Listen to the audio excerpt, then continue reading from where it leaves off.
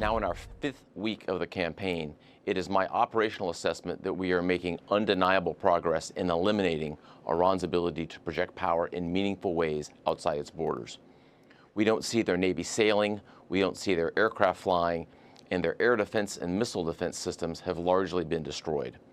Despite our clear dominance, our forces remain vigilant. Moments ago, CENTCOM Commander Admiral Brad Cooper with an update on Operation Epic Fury. So this comes after a briefing from the Secretary of War and the Chairman of the Joint Chiefs of Staff last hour. The U.S. continues using military might against the Iranian regime, but at the same time, the Trump administration says they are working hard also on the diplomatic front. So on the talks, I can tell you, having been with Steve and Jared and the Vice President and Marco and many others yesterday, they are very real.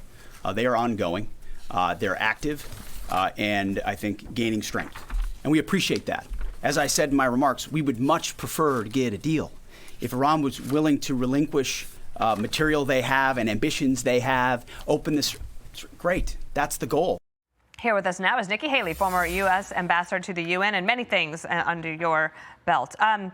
Let's maybe just open it up to you in terms of the diplomatic clock and the military clock and how those are two running. Are they in sync? Well, I think first you have to look at what's a win look like. So a win for the U.S., in which President Trump has said is, destroying their ballistic missile drone naval capability. We're 75% there, so made really good progress there, making sure they don't have any nuclear production. So I think, one phase that President Trump's going to have to make a decision on is, how to extract that enriched uranium or dissolve it. That's going to require a special units force, which I guess is already on the way to take care of that.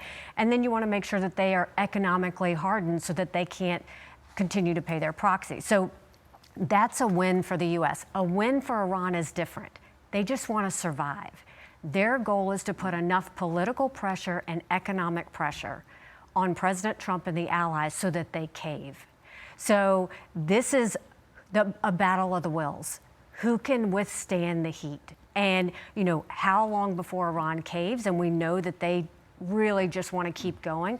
And does President Trump continue to have the courage to stay the course? And I think that the U.S. has made a lot of effort, but these next couple of weeks are going to be really important. I was quite struck by what Jamie Dimon had to say last hour. And the CEO of J.P. Morgan, one of the biggest banks in the world, he said, finish this thing and finish it right. Last evening, earlier today, on Truth Social, the president talked about the Strait of Hormuz.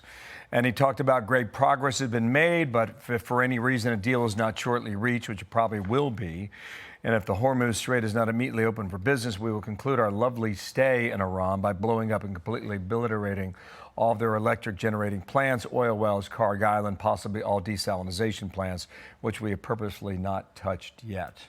He also suggested in an interview that the U.S. would be fine with leaving and ending this war with the Strait of Hormuz still in the control of the Iranians. How wise would that be, do you think? I think a lot of this is talking to the Iranians through the media and letting them know he's willing to do whatever it takes. But I also think it's talking to the allies in the region and the Europeans to say, hey, if we up and leave, either you're in this to help us or we can just walk away. So I think that's a little bit of posturing on both sides. I think that, we know 20% of the oil comes through that strait. I think what's more important is the next step is look at who's helping Iran. If you look at all of the intelligence that Iran has received, satellite imagery from Diego Garcia, from the air bases on Saudi and Turkey and Qatar, all that came from Russia, and then they turned around and bombed them. The fact that they've received all of their supplies from China to create hundreds of ballistic missiles, and that China is getting 90% of the oil from Iran, but they're not paying them directly. They're doing it through shadow accounts with the Emiratis. Now going after those economic penalties is going to be important. And let's not forget, lifting the sanctions on Russia for their oil.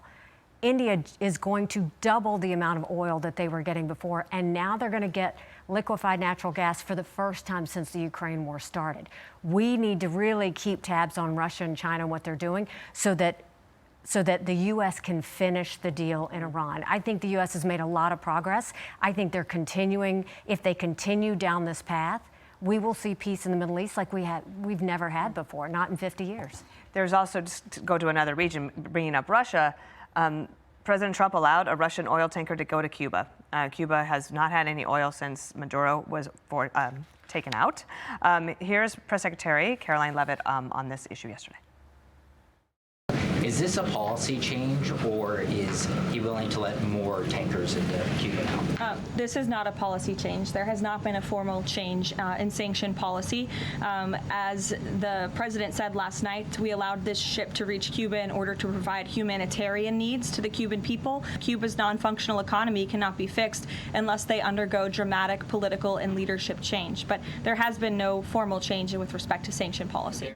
What do you see happening there in Cuba? I actually think by allowing that tanker in, that means that negotiations are going well. That'll probably get them 10 days more of energy, which means they're probably in the process of trying to figure out what comes next. So I think that was a sign of, yes, we're willing to help you, but now it's time to make it. So between the lines, your read is that there is progress with the Cuban government. I think there's progress in Cuba. What do you see on the other side of that progress and discussions or diplomacy, whatever's happening? I think different than Venezuela. You know, extracting Maduro and being able to go and work with the government in hand, that has been smooth, and I hope we get to free elections soon. I don't want to see the U.S. run Venezuela for long, but I think Cuba may be a little bit different. I think what you're looking at is they were dependent on Venezuela. They don't have that oil. Mexico has stopped sending the oil. They're allowing this temporary push for oil. I think they're working that out with the U.S. on what that's going to look like. And again, our goal is let the people run their country and give it back to them so that it's free. And, you know, they deserve an economic strength, and they haven't had it for a long time. In the meantime, just as a last question, China. Yes. You know, I think that it feels like they're just sitting back watching all of this and waiting. What do you look to or think about when you're regarding China in this conflict? You know what they're watching the most? How Taiwan is dealing with the energy, the energy hold. Taiwan's now going more to coal. They're trying to figure it out. They're watching how Taiwan is acting with the pressures of the energy. But I also think if you notice, they did all of this for Iran. And they're saying this should end because it's obviously putting pressure on China, but they're not necessarily being overt in their actions. I think Russia's probably the biggest winner in this because oil prices have gone up, and now doing deals with India and getting their oil moving again. They're the ones that, and no U.S. pressure on Ukraine, Russia right now. We're moving big pieces here, aren't we? We're moving big pieces, but this is doable. This is something that, Iran is going in the right direction. I think pulling back on Russia and putting pressure on China is going to be important, and getting the regional allies and our European allies to understand, look, we're all dependent on this from a global economy, so let's all step in and finish this. I mean, the idea that we could have peace in the Middle East for the first time is pretty remarkable. They're almost there, but it's going to require a little bit of patience with the U.S. public. The key is you want to maintain a strong military. You don't want to maintain a war. But if you're going to do it right and finish it. Is the UN irrelevant right now? The UN has been irrelevant for a long time. And the fact that all they've done is complain about how the U.S. and Israel have caused all this global economy mess just shows how short-sighted they are. And thanks for coming by today. It's been a minute since we have spoken. Yeah, it's great to see you. It's great to be back. Thank you so much. Be sure to like and subscribe for all the Fox News latest on YouTube, and catch full shows streaming now on Fox One.